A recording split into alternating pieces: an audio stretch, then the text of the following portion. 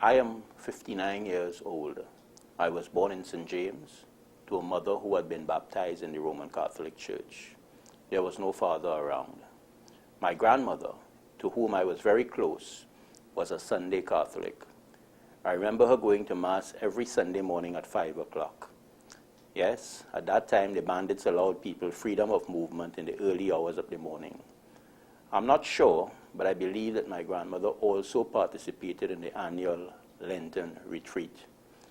I do not ever recall seeing my mother attend a Roman Catholic Mass, other than when she attended a wedding or a funeral. I myself did attend Mass as a young boy, but this was hardly voluntarily, and invariably, I went as part of a boys' line. I made First Communion and eventually got confirmed at the St. Mary's RC Church.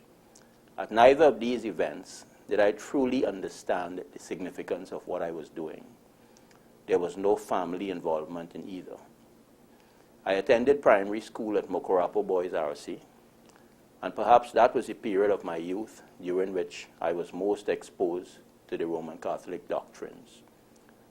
I went on to do the Common Entrance examination, as the SCA was then known, and I passed from my first choice, Queen's Royal College, or QRC.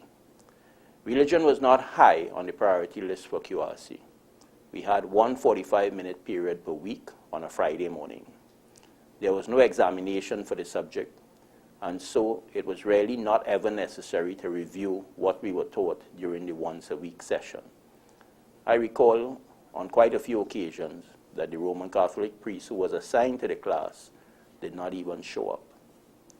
Why am I going through this in such detail?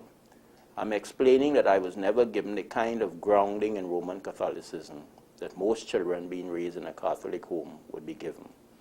Consequently, my appreciation of life, of my environment, my family, or even my general comportment was never built around the foundation of religion or of a spiritual background.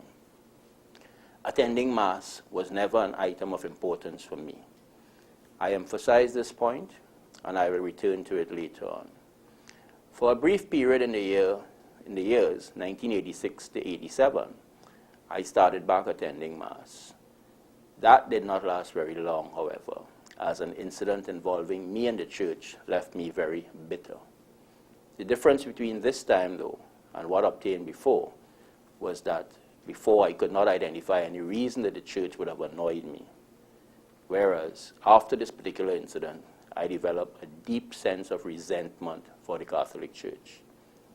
Of course, I immediately discontinued attending Mass for the second time. Let us now fast forward to the present day. About 4 months ago, my wife and I were having a discussion, and the general feeling emerging from both of us was that something was missing from our life. My wife was brought up by a very Catholic mother. Speaking of my wife's mother, I'm certain that she's now having a big laugh at my expense from up above. I remember how much I always defied her when she insisted to me that one day I would go back to church.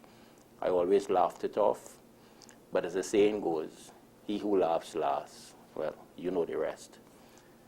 Now, we are not happy. My wife and I are not happy. We own a home. We have 2 cars. Our son has done well at school and is now starting his tertiary education. We are both reasonably well employed, and except for periods of time where we go through valleys, our bills are usually met on time. So what could be missing from our life? My wife recommended that I started attending Mass with her and our son. I agreed, but with a very heavy heart. This was really never part of my plans. In fact, I felt it hypocritical to even consider returning to the organization of which I had been so heavily critical and which, to my thinking, had done me such a grave injustice. I started attending Mass with her and my son at the St. Anne's Monastery every Sunday. As I usually do with a very close friend and confidant of mine, I shared with her my recent life changes as they related to attendance at Mass. Being a very devout Catholic herself, she encouraged me to go to confession and went further to make a personal appointment for me to meet with the priest. The first confession was done at the Living Waters Center. From this moment, I felt a change in my life. As I was doing that confession, a strange feeling of calm and ease and peace and love just captured me. It was like nothing that I had felt in a long time. In fact, although I'm using simple, ordinary words to describe the feeling, I don't even know if these words suitably represent what I felt. On that day, and from that day on, I have said, and I've been saying repeatedly, that I'm certain that the missing link that my wife and I had discussed early on was found. It was a sense of spirituality. My perspective on everything around me had changed. I was now seeing everything differently. It started to become difficult for me to become annoyed, or to be abusive, or to be concerned about financial challenges, and to refuse assisting others, regardless of their standing with me. In fact, I have probably forgotten how to do these things by now. I now attend Mass as often as I can.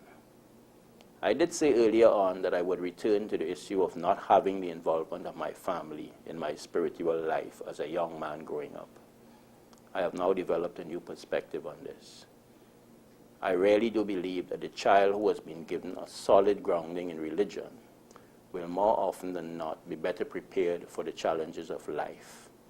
In my testimony, therefore, I will urge parents to not just themselves attend Mass and participate, but to bring along their children as well. I thank my wife, I thank my very dear friend for assisting me on this directional change, of course.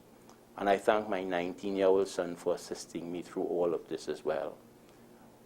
Most importantly, I thank God for all the wonderful blessings that He has bestowed upon me and my family over the years, and even up to this day, as He continues to do, and for which I never saw the need to thank and praise Him. I feel forgiven, and I feel no sense of vindictiveness towards me from Him. I love Him.